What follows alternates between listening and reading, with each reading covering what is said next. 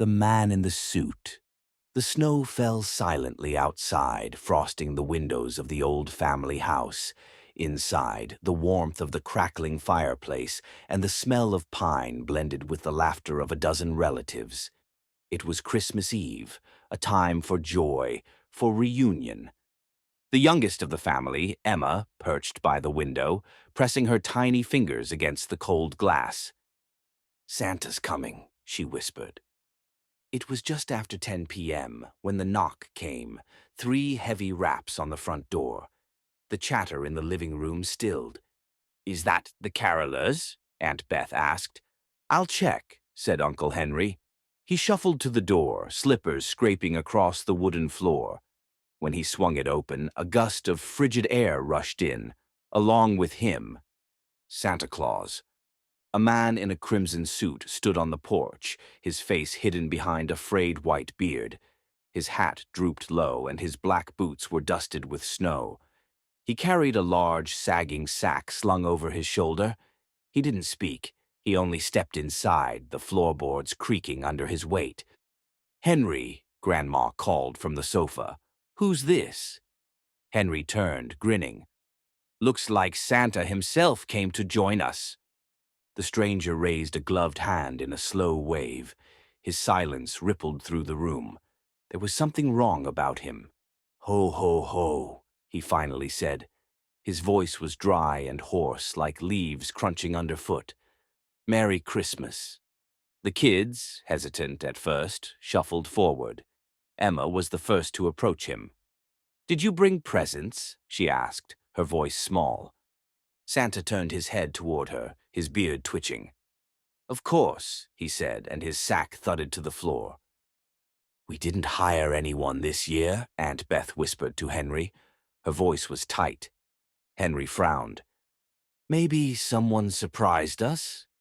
No one moved as Santa crouched by the sack and reached inside. Something about his movements felt off, jerky, like a puppet with half its strings cut. He pulled out a small doll with a stitched face and handed it to Emma. "It's beautiful," she said politely, though its mismatched eyes were unsettling. "Santa," Grandma said from the sofa, leaning forward. "Who sent you?" The man's head snapped up. His beard quivered.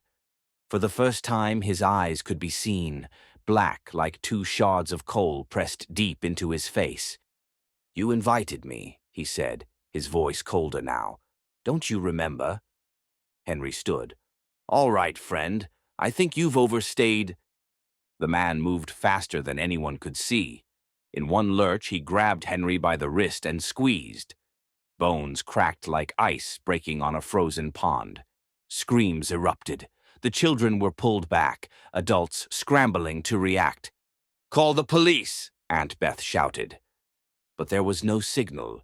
The power flickered, then failed. The house plunged into darkness. From somewhere in the blackness came a voice, no longer pretending to be jolly. "You invited me in." Footsteps scraped across the wooden floor, slow, deliberate. A wet, ragged breath followed. "Run!" Grandma screamed. In the chaos, someone struck a match, illuminating the man for just a moment. The beard was gone, revealing a twisted, slack-jawed face with skin like old wax. His mouth curled into an unnatural grin, and his sack squirmed. "Let me show you the gifts I brought," he said. The sack split open, spilling its contents across the floor. Dolls, dozens of them, all stitched from flesh and fabric. Tiny hands, twisted limbs, glassy eyes sewn in place. One doll turned its head. It opened its mouth. It screamed. From upstairs came a crash. "The windows!" someone yelled. But there was no escape. Every door slammed shut with a force that rattled the walls.